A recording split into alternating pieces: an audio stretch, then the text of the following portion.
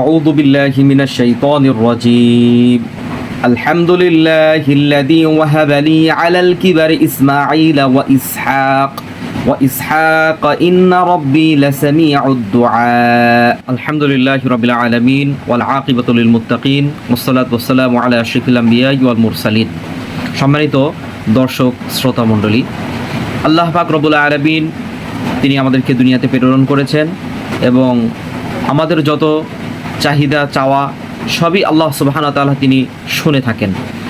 তো আল্লাহ সুবহানাহু ওয়া তাআলার কাছে যদি আমরা আমাদের সমস্ত প্রয়োজনগুলা আল্লাহ যেভাবে চাইলে খুশি হন সেভাবে যদি আমরা চাইতে পারি, অবশ্যই আল্লাহ তাবারক ওয়া তাআলা সেগুলো আমাদেরকে দান করবেন। তারই একটি উদাহরণ আমরা পবিত্র কালাম থেকে আমরা দেখতে পাই।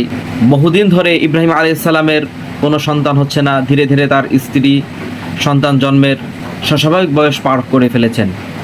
জীবন সন্ধ্যায় দাঁড়িয়ে তিনি আল্লাহ তাআলার কাছে নেক সন্তানের প্রার্থনা করলেন। আল্লাহ তাআলা বলেন, আউযু বিল্লাহি মিনাশ শাইতানির রাজীম, রব্বি হাবলি মিনাস সালিহিন, সূরা সফফাত আয়াত 100। অর্থ, হে আমার রব, আমাকে নেক সন্তান দান করুন। যতদিন যাচ্ছিল ইব্রাহিম আলাইহিস সালামের হৃদয়ে সন্তানের আকাঙ্ক্ষা ততই তীব্র হচ্ছিল, আল্লাহর কাছে ততই দোয়ায় কাতর হচ্ছিলেন। অবশেষে আল্লাহ তার দোয়াকে আল্লাহ পাক রব্বুল আলামিন কবুল করলেন এবং আল্লাহ সুবহানাহু ওয়া তাআলা তাকে দুইটা পুত্র সন্তান দান করলেন, হযরতে ইসমাইল এবং হযরতে ইসহাক আলাইহিস সালাম। সন্তান লাভের পরে আল্লাহ পাক রব্বুল আলামিনের কৃতজ্ঞতা আদায় করলেন, শুকর আদায় করলেন।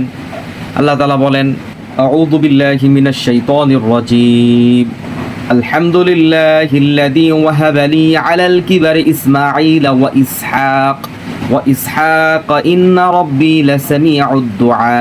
সূরা ইব্রাহিম আয়াত 39। সমস্ত প্রশংসা আল্লাহর জন্য, যিনি আমাকে বৃদ্ধ বয়সে ইসমাইল ও ইসহাককে দান করেছেন। নিশ্চয়ই আমার রব দোয়া শ্রবণকারী। সুতরাং ইব্রাহিম আলাইহিস সালামকে যদি আল্লাহ তাআলা তার শেষ বয়সে এসে তাকে সন্তান দিতে পারেন, সে রব তিনি মারা যাননি। আমরা তো এমন রবের ইবাদত করি যে রব কখনো শেষ হয়ে যায় না। সুতরাং আমরা যদি আমাদের চাওয়াগুলোকে সেভাবে চাইতে পারি মহান রবের কাছে, আল্লাহ তাআলা আমাদের অবশ্যই প্রত্যেকটা চাওয়াকে আল্লাহ আমাদের পুরা করবেন ইনশাআল্লাহ।